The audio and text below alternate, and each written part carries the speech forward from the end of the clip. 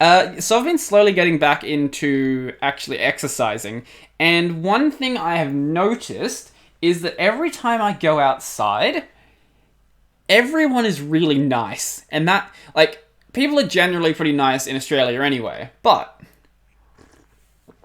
it's gotten to a weird point now where everyone is saying hello, and that is, like, a lot of people did say hello before, like, they're just like, I'm nod my head, say hello to you, but pretty much everyone is, when I like say hello to anyone, they say hello back. I think everyone is just really bored right now. I have been noticing there's been a couple of people going out for walks, and usually when you come up to a point where you're going to be in front of each other, what you do is one of you, like, will go to the other side of the road, and you, like, cross each other like this. Some people don't. Some people will just, like, get as close to you as possible.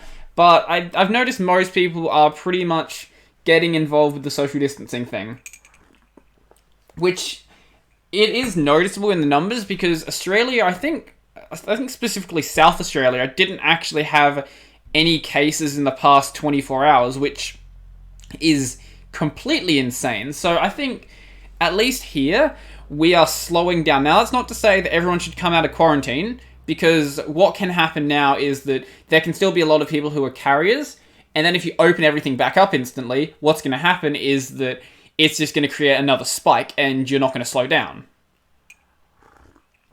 So, to all of the Americans who are like, we should be able to leave quarantine now because the numbers aren't going up as quickly, that's not how it works. You probably should be doing selective quarantining, but that doesn't mean that everyone can just go back to the beach now. That's not how it works. You guys should stay inside, especially the people who think they are completely healthy, because what I've been hearing is that there's a lot of people who just haven't been showing symptoms, which is very, very, very dangerous. So, this is going to be a weird one for sure. We're going to look back on this in, 5-10 years from now and be like, okay, that was a really, really weird time. Because right now, no one really knows what's going on. People can make guesses about what's going on. They can say, okay, this is what's likely to be happening. But no one really knows right now. I can say things that I've heard, and everyone else can say things they've heard, but no one... Yeah, as I was saying, no one really knows what's going on. It's kind of going to be something we look back on and say, okay, well, this is what happened once all the dust has settled and we can actually take a proper look at everything. And that includes things like the case numbers, for one thing, the actual infection rate, and the actual death rate. Now, the infection rate, it's probably high or higher than what we actually think, especially if it's true that a lot of people aren't actually showing symptoms, because if you're not showing symptoms, you're not going to get tested. And same with the actual death rate then. If people weren't getting tested early on, then, like, there's talks that it was possible this has been around since November even.